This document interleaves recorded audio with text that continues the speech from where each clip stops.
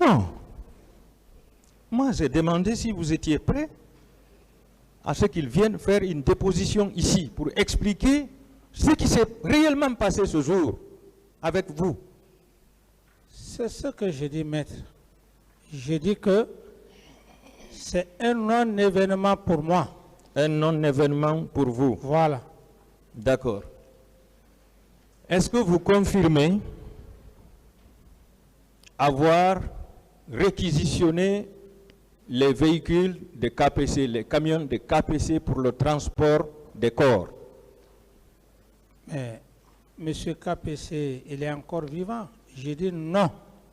Est-ce que vous êtes prêt à une confrontation avec M. KPC ici?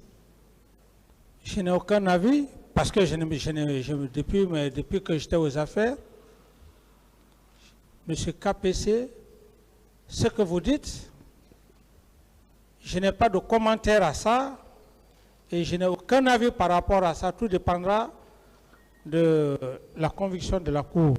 Monsieur le Président, je sollicite la comparution de M. KPC par rapport à cette question de réquisition des camions. Est-ce que vous savez que ces camions n'avaient pas été conduits par ses propres chauffeurs ce jour? Ce sont vos chauffeurs militaires qui ont conduit les camions pour ne pas qu'ils sachent où les corps ont été destinés pour être ensevelis. C'est ma première nouvelle, maître. C'est votre première nouvelle. Voilà. Est-ce que vous connaissez Pakile? Le lieutenant Pakile? Le lieutenant, oui, son prénom, son nom de famille. Pakile. Oui, il y a plusieurs Pakile. Pakile qui était à la présidence. Pakile n'a jamais été à la présidence. Il était où? Le Pakile que je connais, Pakile était au camp Samori. Est-ce que vous savez que c'est ce dernier qui avait commandé l'achat de bâches pour enrouler les corps avant de les enfouir à Faban?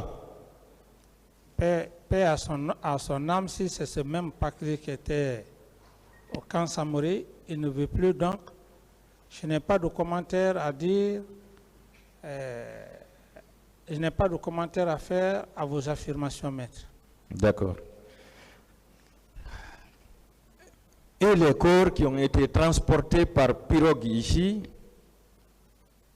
jusqu'en Sierra Leone, jusque dans les côtes sierra-léonaises, qui ont été jetés là-bas. Parlez-nous de ces corps, Monsieur le Président. Posez d'autres questions.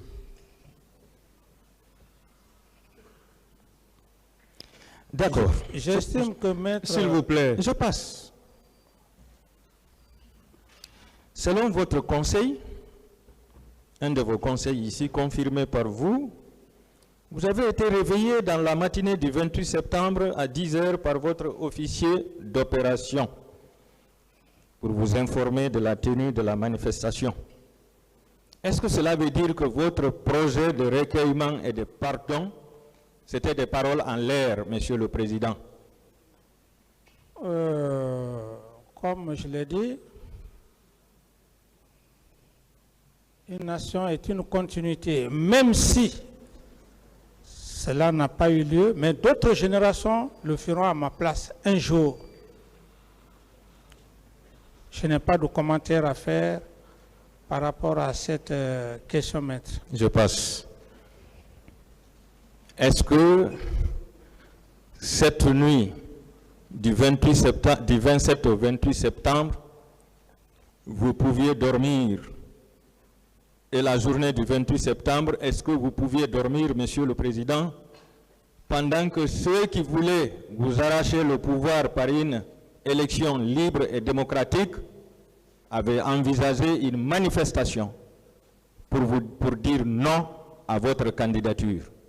Est-ce que c'était logique que vous dormiez ce jour? Vous devriez être embêté. C'est vous qui le dites, maître, que je dormais ce jour. Quant à moi, il faut être... je ne sais pas, un être comment, pendant que ton pays est dans une situation en train de dormir, tu ne peux même pas dormir. Ça, je ne vais pas faire des commentaires à ça, maître. Je n'ai pas dormi, comme vous le pensez. Voilà. Prenez acte, monsieur le Président.